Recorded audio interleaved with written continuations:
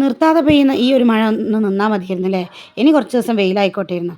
അപ്പോൾ അങ്ങനെ ഞാനിതാ വൈകുന്നേരം നോക്കിയ സമയത്ത് നല്ല മഴയ്ക്ക് അപ്പോൾ സന്ധ്യ ആയപ്പോൾ പിന്നെ കർട്ടനൊക്കെ ഒന്ന് വലിച്ചിട്ട് പിന്നെ വാവൻ്റെ തുണികളൊക്കെ ഉണങ്ങി കിട്ടാനൊക്കെ പ്രയാസമാണ് കേട്ടോ.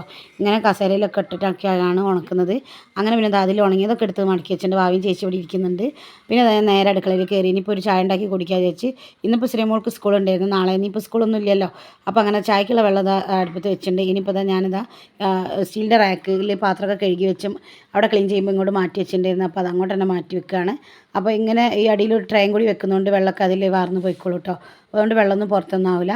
പിന്നെ ഇന്ന് ചായക്ക് അവിലായിരുന്നു. അവിൽ കുഴച്ചത് നമ്മൾ ശർക്കര ഇട്ടിട്ടാണ് കേട്ടോ കുഴച്ചത്, ശർക്കരയും തേങ്ങയൊക്കെ ഇട്ടിട്ട്.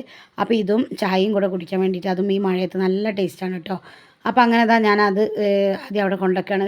ശ്രീമോൾ സിറ്റ് ഔട്ടിലാണ് ഇരിക്കുന്നത്. അപ്പോൾ ഏതായാലും അവിടെ ഇരുന്ന് കുടിക്കാമെന്ന് വെച്ചാൽ അപ്പോൾ മഴയൊക്കെ കണ്ട് ആസ്വദിച്ച് കുടിക്കാൻ ഭയങ്കര രസമല്ലേ. അപ്പോൾ ഞങ്ങൾ ചായ കുടിക്കാൻ പോകുന്ന സമയമാകുമ്പോഴേക്ക് മഴ ഒന്ന് പെയ്ത് തോർന്നിട്ടുണ്ട് കേട്ടോ, ചാറുന്നേ ഉള്ളൂ ഇനി.